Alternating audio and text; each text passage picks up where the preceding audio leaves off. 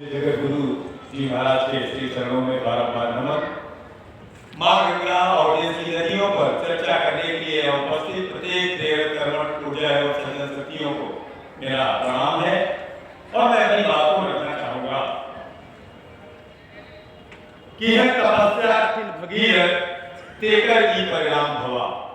कि यह तपस्या कठिन भगीरथ तेकर ई परिणाम भवा और 60,000 करे बुद्धे और चालू संतान भवा और हर बनाए के गंगा आई 14 को राम भवा और दूध के बदली चढ़े लागे और चालू बेटी धाम भवा। इसकी दूसरी लाइन रात के परिवेश में मैं देना चाहूंगा तो मैं इतना ही कहूंगा कि हर गंगे जाकर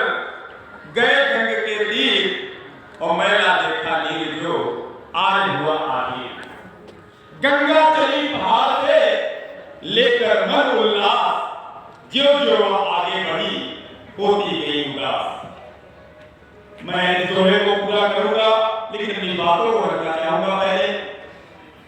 क्योंकि आज हम सब देश की मां समाज जलधाराओं पर चर्चा करने के लिए एकत्र हैं पर पूजे तो हमें समझना होगा कि जिस तरह मानो शरीर में हमारी धमनियां है जिसमें रक्त का प्रवाह होता है, ठीक वैसे ही धरती माँ की धमनियां उनकी नाड़ी तंत्र है नदियां, और इसमें जो जल रहता है वो कहीं न कहीं वो उनका रक्त होता है। जैसा तक उसमें प्रवाहमान होगा वैसी ही धरती माँ की सेहत होगी। फिलहाल मैं बातें इसलिए कर रहा हूं क्योंकि अगर मानव के शरीर की धमनियां कहीं से जाम हो जाए, कहीं से उनका रक्त प्रवाह गंदा हो जाए तो कभी स्वस्थ नहीं रह सकता। तो ऐसे में हमारी मासूमा जलधाराओं में जो पानी आज बह रहा है वो कहीं न कहीं गाद के रूप में बह रहा है और वह पूरी धरती के लिए संकट है। पर मैं अपनी बातों को आगे बढ़ाते हुए इतना ही कहना चाहूंगा कि अब आपके समूह में क्या बातें रखूं, क्योंकि आपसे ज्यादा किसी ने भी इस क्षेत्र में शायद संघर्ष और तपस्या नहीं किया है। आपने अपने प्रिय शिष्य को भी बलिदान किया है और मैं वहीं से बात करना चाहता हूं। आज भी मां गंगा पर पाला मरेलू भैरव घाटी लोहारी नागपाला 3 जल विद्युत परियोजनाएं जिनको ठंडे बस्ते में डाल दिया गया था,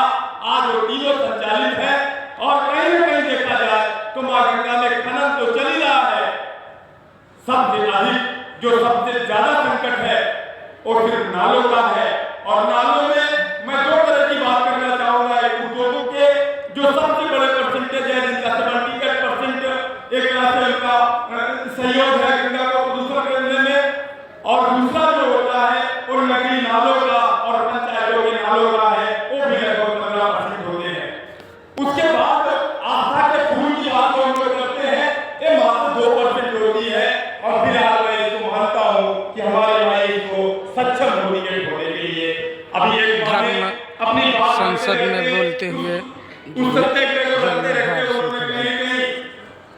उनके आंसू निकल आए। पर अब मुझे सच बताओ तो इसी प्रयाग की कुंभ में इसी उत्तर प्रदेश शासन के मुख्यमंत्री जी ने और यहाँ के प्रमुख सचिव ने